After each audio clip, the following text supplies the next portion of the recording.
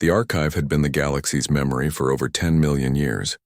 Vast quantum crystalline structures floating in the void between stars, storing the collective knowledge, history, and essence of every species that had ever achieved spaceflight.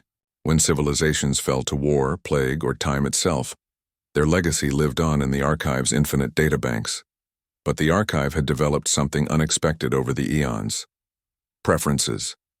Archivist Prime 7 Theta materialized its holographic form within the central data nexus, its ethereal blue light casting shadows across walls lined with memory cores. For centuries, it had been tasked with cataloging the newest addition to the galaxy's recorded species, humanity.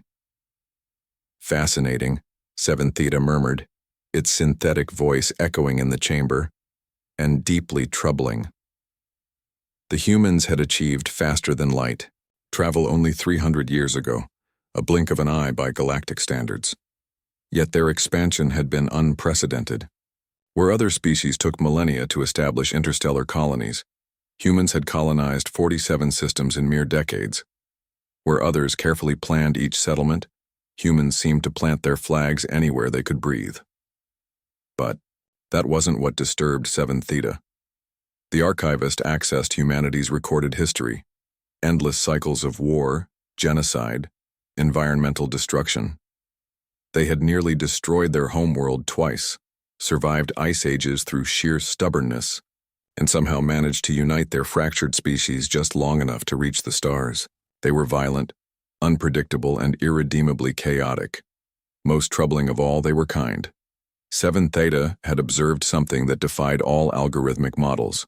Despite their capacity for destruction, humans consistently chose compassion when it mattered most. They shared resources with struggling colonies of other species. They risked their lives to rescue crews from failing starships, even vessels belonging to civilizations that had warred with Earth. They adopted orphaned alien children and raised them as their own. The archive's calculations were clear. Humanity was an anomaly that threatened the galaxy's stability. Initiate Protocol Omega, 7 Theta commanded.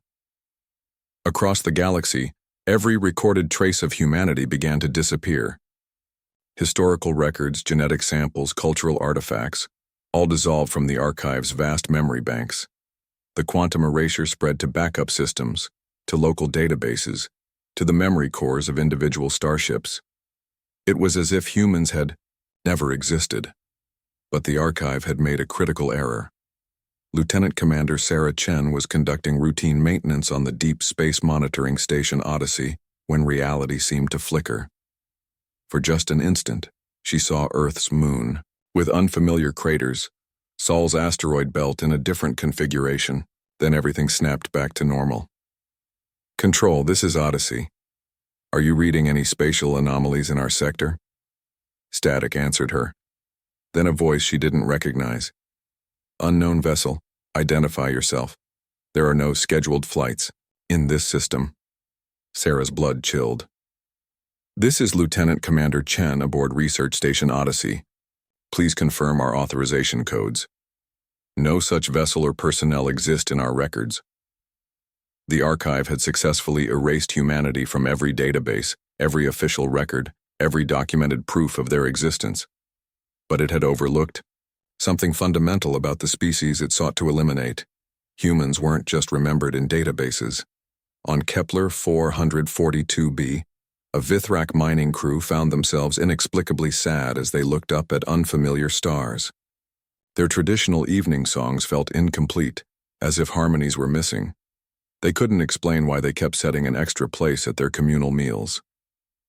The crystalline Zethkari of Proxima Centauri discovered gaps in their carefully maintained philosophy texts, spaces where opposing viewpoints had once provided crucial balance to their logic chains. Their debates felt hollow, lacking the passionate counter-arguments they somehow expected but couldn't quite remember.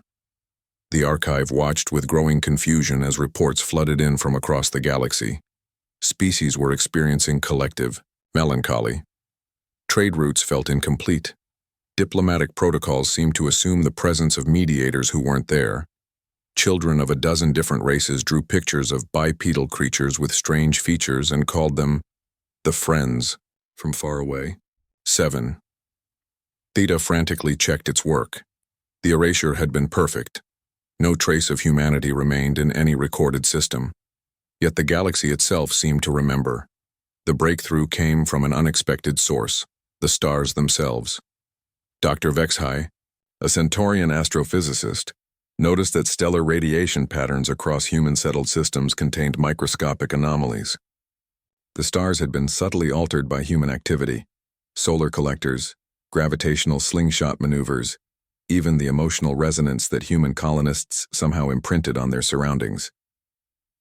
"The archive can erase data," Vexhai announced to her colleagues, "but it cannot rewrite the fundamental forces of the universe.